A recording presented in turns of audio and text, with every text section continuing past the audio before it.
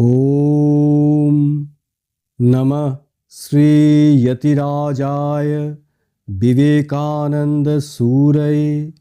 स्वच्चिद्सुखस्वरूपाय स्वामिने तापहारिणे। স্বামী শিষ্য সংবাদ পর্ব 23। স্থান বেলুর মঠ।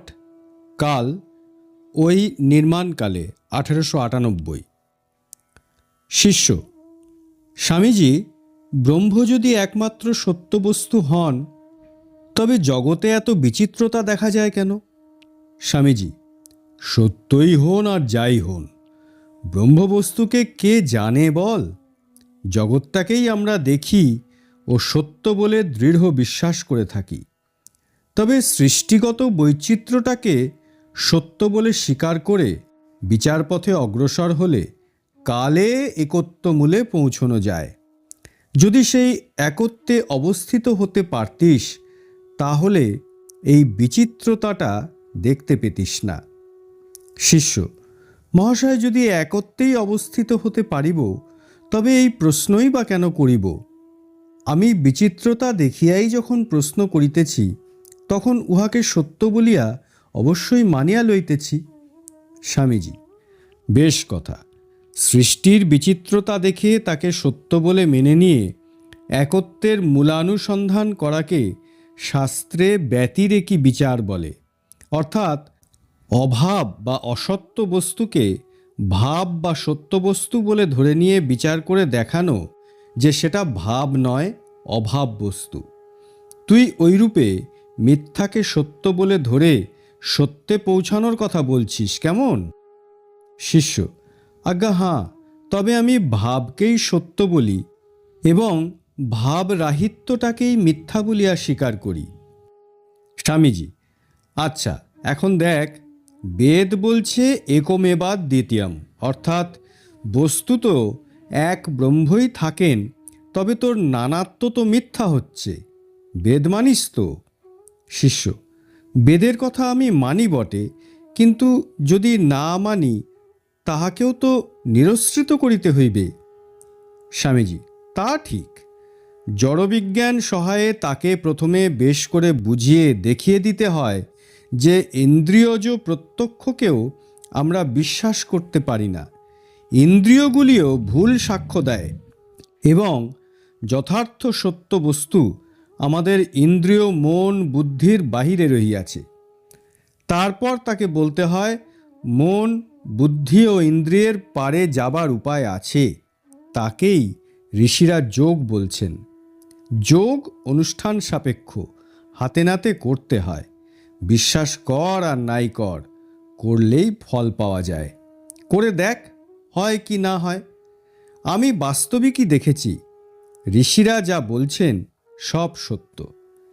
এই দেখ, তুই যাকে বিচিত্রতা বলছিস তা একসময় লুপ্ত হয়ে যায়, অনুভব হয় না। তা আমি নিজের জীবনে ঠাকুরের কৃপায় প্রত্যক্ষ করেছি। শিষ্য: কখন ঐরূপ করিয়াছেন? স্বামীজি: একদিন ঠাকুর দক্ষিণেশ্বরের বাগানে আমায় ছুঁয়ে দিয়েছিলেন। দেবামাত্র দেখলুম ঘর বাড়ি দোর দালান গাছপালা চন্দ্র সূর্য সব যেন আকাশে লয় পেয়ে যাচ্ছে। ক্রমে আকাশও যেন কোথায় লয় পেয়ে গেল। তারপর কি যে প্রত্যক্ষ হয়েছিল কিছুই স্মরণ নেই, তবে মনে আছে ওইরূপ দেখে বড় ভয় হয়েছিল। চিৎকার করে ঠাকুরকে বলেছিলুম, ওগো, তুমি আমায় কি করছো গো? আমার যে বাপ মা আছে। ঠাকুর তাতে হাসতে হাসতে তবে এখন থাক বলে ফের ছুঁয়ে দিয়েছিলেন। তখন ক্রমে আবার দেখলুম ঘর বাড়ি দোর দালান যা যেমন সব ছিল ঠিক সেই রকম রয়েছে।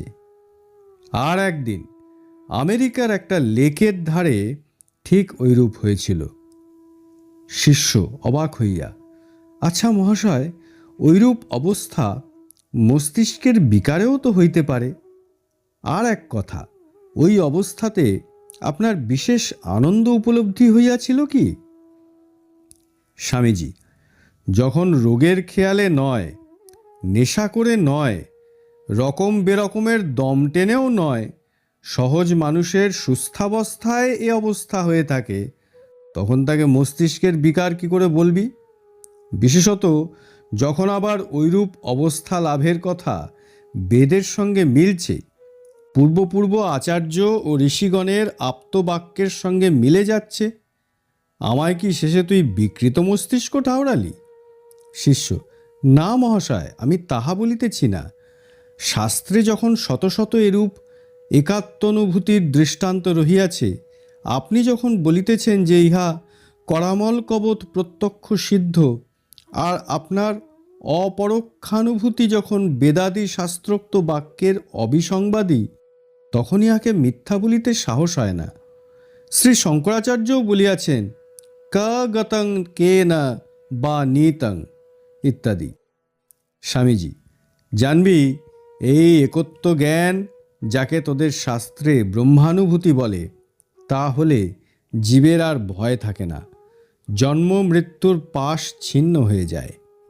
এই হেয় কামকাঞ্চনে বদ্ধ হয়ে জীব সেই ব্রহ্মানন্দ লাভ করতে পারে না। সেই পরমানন্দ পেলে জগতের সুখ দুঃখে জীব আর অভিভূত হয় না। শিষ্য: আচ্ছা মহাশয়, যদি তাহাই হয় এবং আমরা যদি যথার্থ পূর্ণ ব্রহ্মত্বরূপী হই, তাহা হইলে ওইরূপে সমাধিতে সুখ লাভে আমাদের যত্ন হয় না কেন? আমরা তুচ্ছ কামকাঞ্চনের প্রলোভনে পড়িয়া বারবার মৃত্যুমুখে ধাবমান হইতেছি কেন? স্বামীজি: তুই মনে করছিস জীবের সে শান্তি লাভে আগ্রহ নেই বুঝি? একটু ভেবে দেখ, বুঝতে পারবি যে যা করছে সে তা ভূমা সুখের আশাতেই করছে। তবে সকলে ওই কথা বুঝে উঠতে পারছে না। সে পরমানন্দ লাভের ইচ্ছা আব্রহ্মস্তম্ভ পর্যন্ত সকলের ভেতরে পূর্ণভাবে রয়েছে। আনন্দস্বরূপ ব্রহ্ম সকলের অন্তরে অন্তরে অবস্থান করছেন। তুইও সেই পূর্ণ ব্রহ্ম। এই মুহূর্তে ঠিক ঠিক ভাবলেই ওই কথার অনুভূতি হয়, কেবল অনুভূতির অভাব মাত্র। তুই যে চাকরি করে স্ত্রীপুত্রের জন্য এত খাটছিস, তার উদ্দেশ্য সেই সচ্চিদানন্দ লাভ। সেই মোহের মার প্যাঁচে পড়ে ঘা খেয়ে ক্রমশ স্বস্বরূপে নজর আসবে। বাসনা আছে বলেই ধাক্কা খাচ্ছিস ও খাবি। ওইরূপে ধাক্কা খেয়ে খেয়ে নিজের দিকে দৃষ্টি পড়বে। সকলেরই এক সময় পড়বেই পড়বে, তবে কারো এ জন্মে, কারো বা লক্ষ জন্ম পড়ে। শিষ্য: সে চৈতন্য হওয়া মহাশয় আপনার আশীর্বাদ ও ঠাকুরের কৃপা না হইলে কখনো হইবে না। স্বামীজি: ঠাকুরের কৃপা বাতাস তো বইছেই, তুই পাল তুলে দে না। যখন যা করবি খুব একান্ত মনে করবি, দিনরাত ভাববি আমি সচ্চিদানন্দ স্বরূপ, আমার আবার ভয় ভাবনা কি? এই দেহ মন বুদ্ধি সবই ক্ষণিক, এর পারে যা তাই আমি। শিষ্য: ওই ভাব ক্ষণিক আসিলেও আবার তখনই উড়িয়া যায় এবং ছাইভস্য সংসারই ভাবি। স্বামীজি: ওরকম প্রথম প্রথম হয়ে থাকে, ক্রমে শুধরে যাবে। তবে মনের খুব তীব্রতা, ঐকান্তিক ইচ্ছা চাই। ভাববি যে আমি নিত্য শুদ্ধ বুদ্ধ মুক্ত স্বভাব, আমি কি কখনো অন্যায় কাজ করতে পারি? আমি কি সামান্য কামকাঞ্চন লোভে পড়ে সাধারণ জীবের মতো মুগ্ধ হতে পারি? মনে এমনি করে জোর করবি, তবে তো ঠিক কল্যাণ হবে। শিষ্য: মহাশয়, একবার মনের বেশ জোর হয়, আবার ভাবি ডেপুটিগিরির জন্য পরীক্ষা দিব, ধন মান হবে, বেশ মজায় থাকব। স্বামীজি: মনে যখন ওসব আসবে তখন বিচার করবি। তুই তো বেদান্ত পড়েছিস, ঘুমুবার সময়ও বিচারের তরোয়ালখানা শিয়রে রেখে ঘুমোবি, যেন স্বপ্নেও লোভ সামনে না এগোতে পারে। এইরূপে জোর করে বাসনা ত্যাগ করতে করতে ক্রমে যথার্থ বৈরাগ্য আসবে, তখন দেখবি স্বর্গের দ্বার খুলে গেছে। শিষ্য: আচ্ছা স্বামীজি, ভক্তিশাস্ত্রে যে বলে বেশি বৈরাগ্য হলে ভাব থাকে না। স্বামীজি: আরে ফেলে দে তোর সে ভক্তিশাস্ত্র, যাতে ওরকম কথা লেখা আছে। বৈরাগ্য বিষয় বিতৃষ্ণা না হলে, কাক বিষ্ঠার ন্যায় কামিনী কাঞ্চন ত্যাগ না করলে, না সিদ্ধতি ব্রহ্ম শতান্তরে অপি, ব্রহ্মার কোটিকল্পেও জীবের মুক্তি নেই। জপ, ধ্যান, পূজা, হোম, তপস্যা কেবল তীব্র বৈরাগ্য আনবার জন্য। তা যার হয়নি তার জানবি নোঙর ফেলে নৌকায় দাঁড় টানার মতো হচ্ছে। ন ধনে না না চেজ্জয়া ত্যাগে নৈকে অমৃতত্ব মানসু। শিষ্য: আচ্ছা মহাশয়, কামকাঞ্চন ত্যাগ হইলেই কি সব হইল? স্বামীজি: ও দুটো ত্যাগের পরেও অনেক লেঠা আছে। এই যেমন, তারপরে আসেন লোকখ্যাতি। সেটা যে সে লোক সামলাতে পারে না। লোকে মান দিতে থাকে, নানা ভোগ এসে জোটে, এতেই ত্যাগীদের মধ্যে 12 আনা লোক বাঁধা পড়ে যায়। এই যে মটফট করছি, নানা রকমের পরার্থে কাজ করে সুখ্যাতি হচ্ছে, কে জানে আমাকেই বা আবার ফিরে আসতে হয়।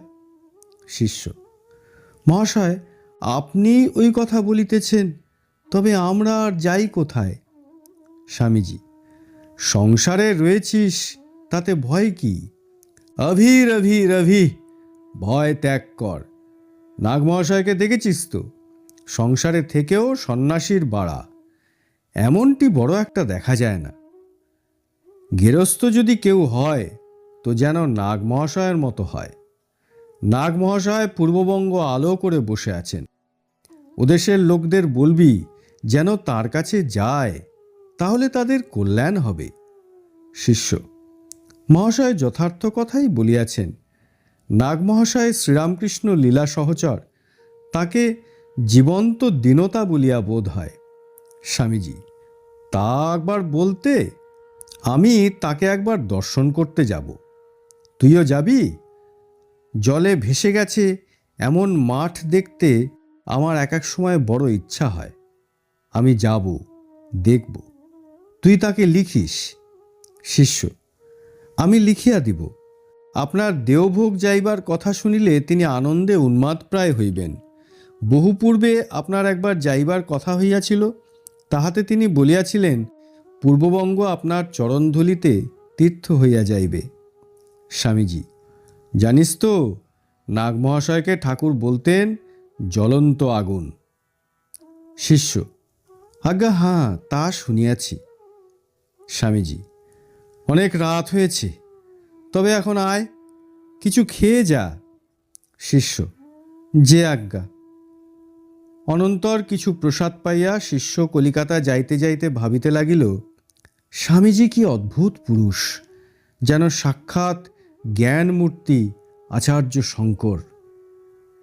ওম নিত্য শুদ্ধ বুদ্ধ মুক্ত বেদান্তম্বুজ ভাস্করম নমামি যুগকর্তারং আর্তনাথং বীরেশ্বরম।